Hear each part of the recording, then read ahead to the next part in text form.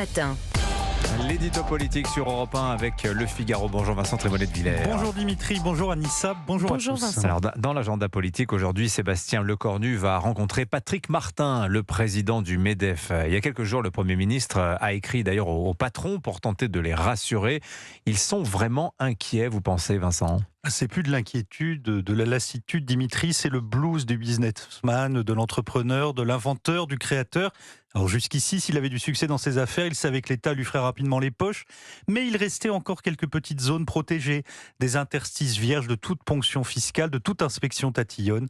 Mais depuis 2 mois, c'est une espèce de cauchemar.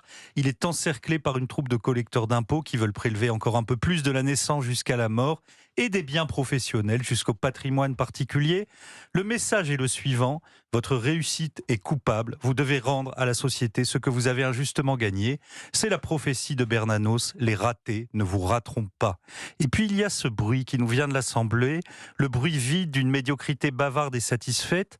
Il faut imaginer, Dimitri, un instant, dans quel état d'esprit doit être l'entrepreneur qui a pris tous les risques, qui a travaillé 15 heures par jour, tenu son budget à l'euro près, quand il voit des apparatchiks, comme notre vice-premier ministre, je veux parler d'Olivier Faure, battre la mesure d'une fanfare gouvernementale dont le bilan sur 8 ans est de 1000 milliards de dettes, des élus absolument stériles qui parfois n'ont jamais mis les pieds en entreprise, s'autorisent à viser des biens qu'ils appellent improductifs. Cet automne socialiste, c'est la marche sinistre de la taxe appuyée sur le bras de la dette. Mais Sébastien Lecornu, justement, veut convaincre les chefs d'entreprise que ce moment pénible est temporaire, qu'il faut préférer un budget imparfait à la crise politique totale. Mais que vivons-nous aujourd'hui, Dimitri, si ce n'est une crise politique totale? Une crise dont les effets viennent percuter l'économie. Alors il y a la dette, les impôts, la dépense qui font tourner le pays au ralenti. Il y a cette passion de l'inspection, cette république du sous-chef qui étouffe la liberté indispensable à la créativité et l'innovation. Mais il y a aussi l'insécurité qui se propage jusque dans la vie professionnelle. Nicolas Bavrez, dans le Figaro lundi dernier, nous rappelait qu'à Marseille, Orange a fermé son site pour 15 jours, un site où travaillent plus de 1000 personnes à cause du narcotrafic. À Aubervilliers, BNP Paribas et ses 2000 salariés quittent le quartier de Rosa Parks, miné par le crack, pour aller s'installer à Levallois, lieu plus sûr.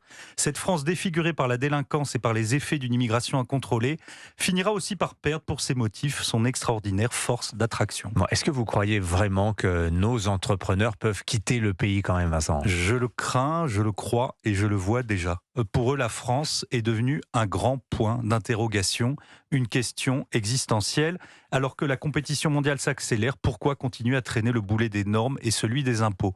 Je vous rappelle que le débat aujourd'hui porte notamment sur la possibilité de plus taxer le patrimoine professionnel, ainsi que la transmission de ce patrimoine, le fameux pacte Dutreil, c'est-à-dire rompre la chaîne qui souvent est à l'origine de la création ou du développement d'une entreprise. Pendant ce temps, l'Italie ouvre grand ses bras aux entrepreneurs et propose des transmissions exonérées d'impôts. Quand Madame Binet, la patronne de la CGT, compare les patrons tentés par l'exil à des rats qui quittent le navire, quand elle dit que les multinationales françaises sont, je la cite, des handicaps pour le pays, elle ne fait qu'exprimer en des mots brutaux et agressifs ce que le budget socialiste dit de façon chiffrée et réglementaire. L'objet de la politique est d'encourager l'économie d'un pays, mais aujourd'hui elle le décourage. Pour nos entrepreneurs, la politique n'offre aucune solution, elle est même le cœur du problème. Signature Europe 1, l'édito politique. Merci beaucoup Vincent Trémollet.